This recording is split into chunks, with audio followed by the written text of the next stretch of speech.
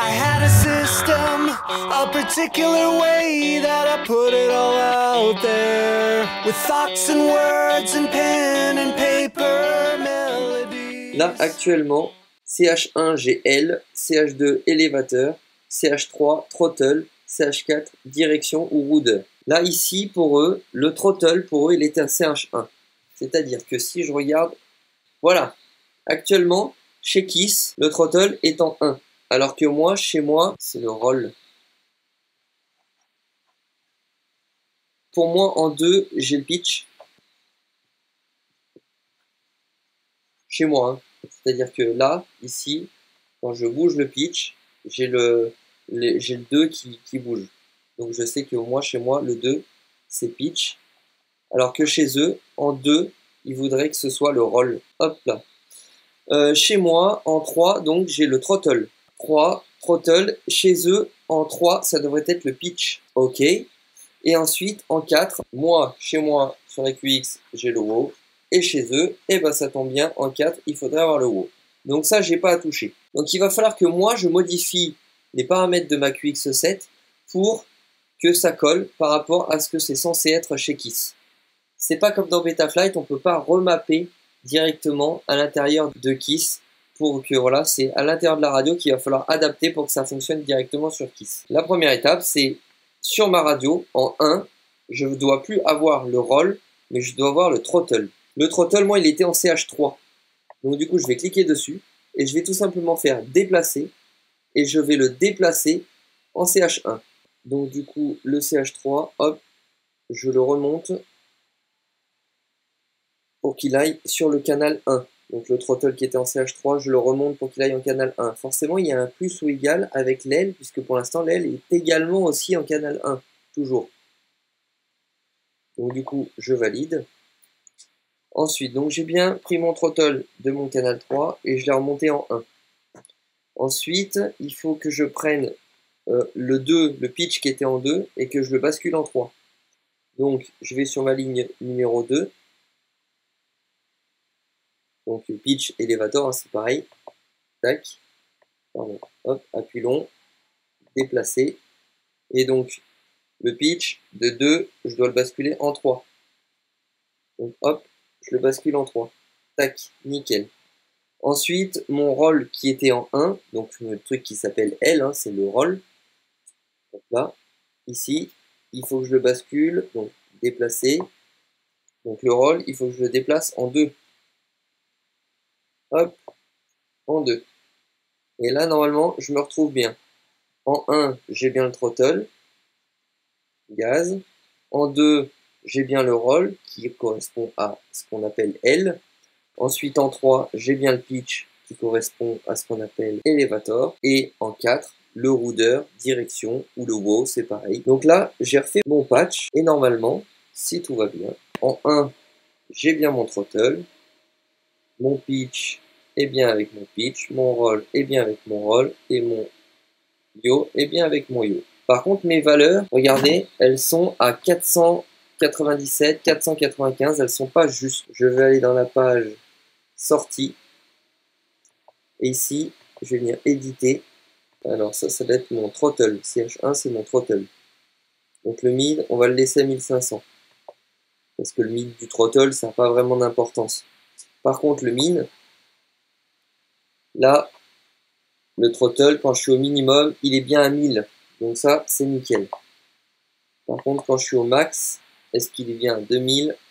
Il est bien à 2000, pas de souci. Donc ça, nickel. Par contre, je vais changer de nom. Ici, on n'est plus en roll, on est en throttle. Voilà,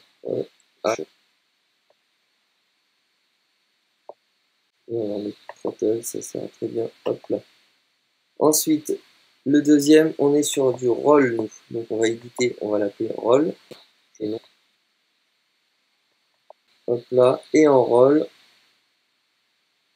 même idée, on va faire déjà le mid, pour qu'il soit 1500. Nickel.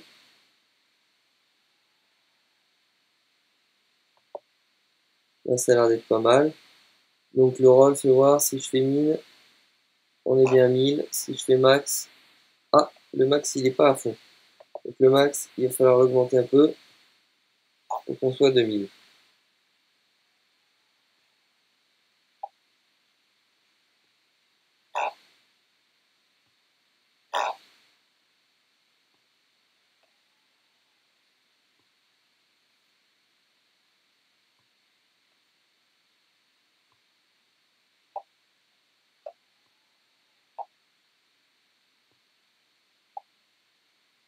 Nickel. Et le min, on est à 1000. Je vais rétrécir pour voir quand est-ce que je bascule sur 1000 quelque chose. Voilà. Nickel. Tac. Et le mid, on va le repousser encore un petit peu. Nickel. Bon, ça, c'est les mêmes réglages que sur Betaflight, hein. Vous connaissez maintenant, si vous avez suivi les tutos précédents. Éditer. Donc, le troisième, CH, c'est plus throttle, c'est pitch. Et sur le pitch, c'est pareil. Je ne suis pas tout à fait à 1500, donc on va augmenter. Nickel. Et par contre, le min, je voudrais le réduire.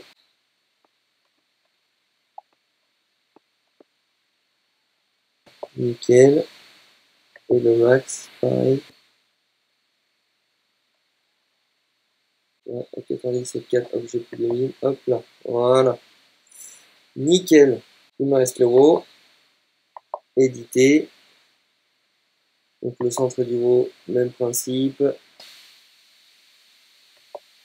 Faut voir d'un côté de l'autre. Nickel. Tac. Le min. On est à 1001. Donc il faut que j'étende un petit peu. Toujours 1001.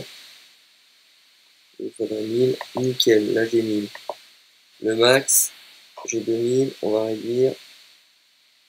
Toujours 2000.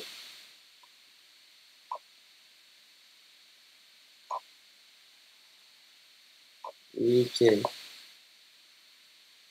Ah, 1501. Je vais descendre un petit peu chouïa.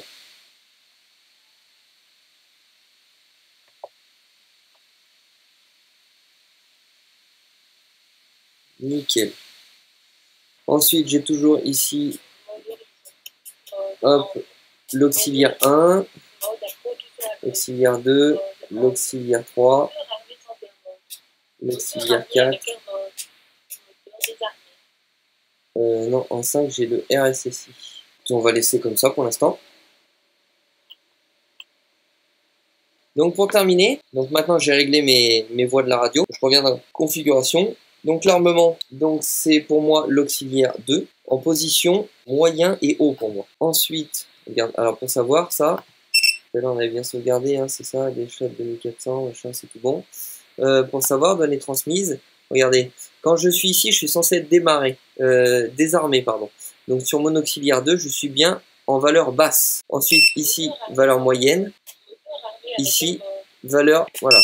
Donc ici, on voit bien, regardez ici, quand j'actionne, là, on passe de désarmé à armé. Voilà, donc configuration, ça c'est nickel. Ensuite, les vol modes, c'est le mode stabilisé. Donc moi, j'utilise l'auxiliaire 1 pour ça, et l'auxiliaire 1 en partie basse uniquement. Ensuite, le buzzer, bah, souvent, j'utilise en partie 3. Et par contre, le buzzer, c'est moyen et haut pour moi. Alors, les LED, c'est nouveau, auxiliaire 6 pour les LED. Le mode Turtle, je veux le mettre sur l'Ox 4 du coup, et uniquement en haut. La dernière partie, donc on va aller dans Avancer. Utiliser une orientation personnalisée, non. Sens l'axe de haut, non. RC Deadband, on va s'en prendre une RC Deadband. On va se mettre une petite sécurité à 2 points. Donc le deadband, hein, rappelez-vous, c'est si jamais mes sticks ils vibrent un peu au centre, c'est une zone morte, c'est-à-dire qu'il ne prendra pas les 2 points du milieu, il en prendra pas compte. Configuration port série, c'est bien pour de l'OSD, nickel. Configuration VTX, c'est un IRC30, mais de toute façon, je ne l'ai pas branché. donc on va rien mettre. Ensuite, émulation buzzer, oui, on pourrait rajouter les moteurs qui font du bruit, pourquoi pas. Ensuite, les couleurs des LED, on va mettre personnalisé. Moi, je sais que là, je vais principalement en bleu, on va sauvegarder. Tac. Ensuite, set point du D-term, pareil, je vais recopier une valeur de Rotor Riot qui était à 65 pour cette config là. Ensuite, le filtre adaptatif, oui, on va en profiter, puisqu'en fait, on est sur une KISS FC V2, et la KISS FC V2 a un processeur F7 qui permet justement d'avoir tout un tas de filtres qui peuvent être calculés, puisque le processeur le permet, il a une puissance relativement importante. Hop là. Ensuite, les valeurs ici, j'y touche pas. Le filtre avancé, élevé, élevé, élevé, on laisse tout en élevé. Filtre en haut, on laisse en élevé. Ici, 1 kHz, c'est très bien. Alerte lipo, tension inférieure à 16.8. Je voudrais pas dépasser 14. Je voudrais que l'alerte, elle fasse à 14,8. Consommation supérieure à, donc eh ben, il faut pas que je dépasse les 1400, on va dire. Je suis sur des lipos 1500 pour l'instant, donc on verra ce que ça donne. Ensuite, données transmises, on a vu ça plusieurs fois, donc du coup nickel. Les rates, bon bah c'est bien les valeurs que j'ai rentrées tout à l'heure de Rotor Riot, donc pas de souci. Ensuite, TPA, je suppose. Rotor Riot, ils ont fait utiliser le TPA influence. Influence, non, 0.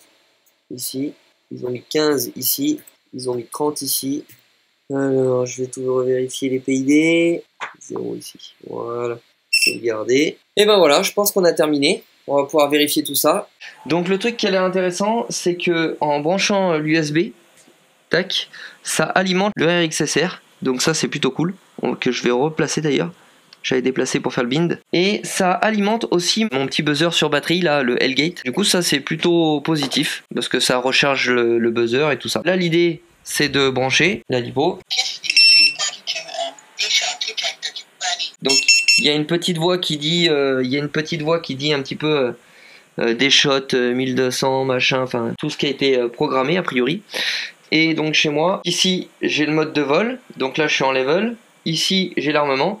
Moteur armé sans air mode. A priori, ça arme bien. On va vérifier le sens de rotation. Ça va à l'intérieur, ça va à l'intérieur, ça va à l'intérieur, ça va à l'intérieur. Le sens de rotation est bon. Moteur désarmé. C'est plutôt positif, parce que du coup, ça veut dire que les réglages de Rotor Riot qui disaient que par rapport à cette configuration-là, il fallait inverser le moteur 2 et 4, étaient justes. Donc c'est plutôt cool. Moteur Armé. sans air mode. Gaz, ça fait le petit bruit du air mode. C'est contrôlable. Ça a l'air de fonctionner plutôt bien. Désarmé. Ça fait un bruit nickel chrome. Qu'est-ce que j'avais d'autre? Donc buzzer. Donc là j'ai bien les moteurs qui buzzent et en plus le Hellgate. Donc ça fait un sacré bruit. C'est plutôt pas mal ça.